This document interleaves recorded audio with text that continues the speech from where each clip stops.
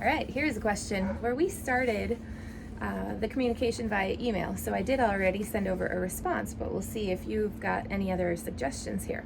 Okay. Good day. Do you have this type of tile and coping, picture enclosed? If not, do you know where I can find it?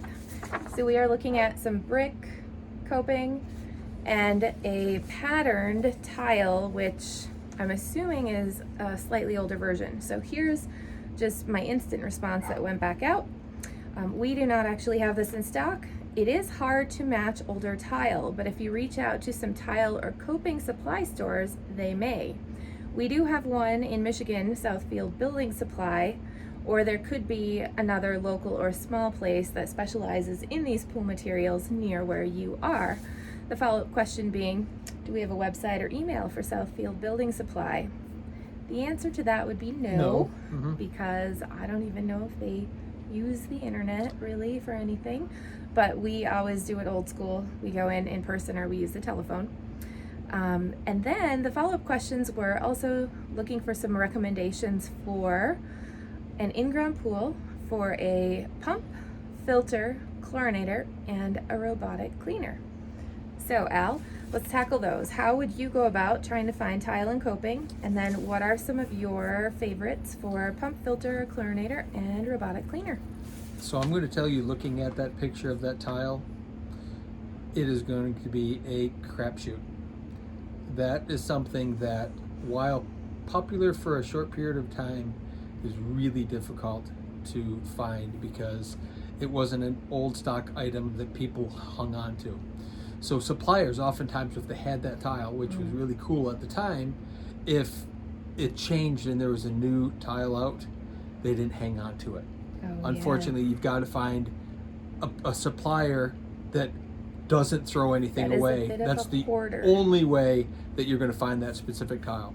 The coping itself is brick, and we went through this period of years where brick was super popular, but what we found out as an industry overall was brick would break down, and we have some people now waiting for us to come and fix their old brick from pools that were built many, many years ago. We get that call all the time, and some of our current client base that we will do those repair on. It's just not as easy as you would think to find replacement brick. It is still available. You're going to have to look for it. It's going to take a little bit of searching. So the other questions: pump, heater, chlorinator. Robotic cleaner, that one's easy. Robotic cleaner, we've always been a Maytronics fan, the Dolphin series from Maytronics. Although in the last number of years, we've done less with auto cleaners because we do more with in-floor systems.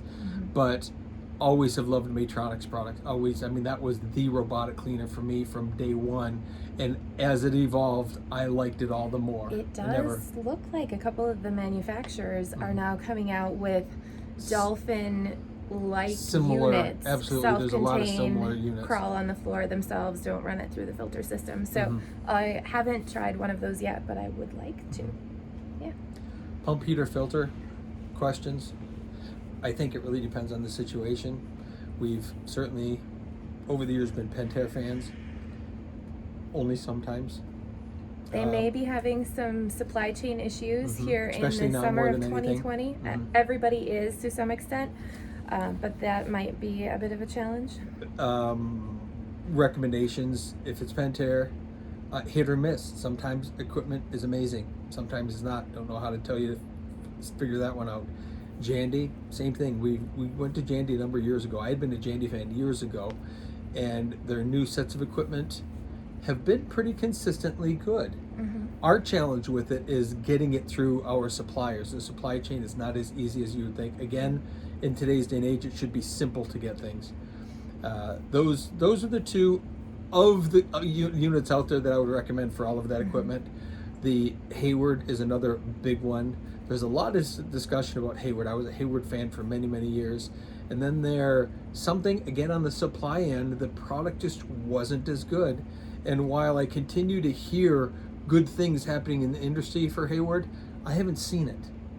I have not heard someone express to me that they're thrilled with the new pump and the new filter. The old Super True. Pump, Hayward Super Pumps, We still use were the the Hayward workhorses. Super They Pump. were amazing. They're They have not- changed a bit over the years, Yeah, and I don't. They're not lasting as I much. can't say that I like them like I did years ago. That was the pump to have. Yeah, Not so sure anymore. they're failing a little Yep. more quickly. it Yeah, would what's seem. happening is they're trying to jazz them up and they're trying to make them current with extra electronics, and it just doesn't work as well. I imagine components and things are just not as quality as they once were as well. Filters also would depend a little bit on the area of the country that you're in and what you're dealing with. Here in Michigan, we advocate strongly for sand filters with glass media in them because with the debris from the trees and the seasons that we get, the sand filter is the best, in my opinion, at dealing with that. If you have a cartridge filter, which we have some customers with cartridge filters, the maintenance is supposed to be a lot less, except I know that our customers that we did not install these for, but they had them when we took on their service accounts, they have to get into those a lot more frequently than the cartridge manufacturer would say, salesperson mentions before you get one. And then with DE, I prefer sand to DE just because with the glass media, you can get the filtration rate not the same as DE, but close enough for what we're dealing with that it is a win-win. With DE, you just have the maintenance with the DE filter and the addition of the DE every time And you acid service the cleaning 'em filter every and that year type of and- thing. So I'm a sand filter girl. Yeah, I would That's what agree. I am. We had a run for a number of years here where DE was the way to go because we're very concentrated high iron content. One of the highest iron contents right here where we're at. In Michigan. In Michigan, but in the country, we're one of the highest iron contents in water. And DE was at one point the best to handle that. Today, filter media like glass being added into a sand filter has made a huge difference, and it's just so much easier to deal with. Also, with the sand filters and the glass media, you can use the fairy tabs, which are back on the market and available to actually remove the iron from your water if you have that situation. I know there's been a lot of discussion groups that say it's not possible to remove the iron from your water easily or without damaging components like your heaters.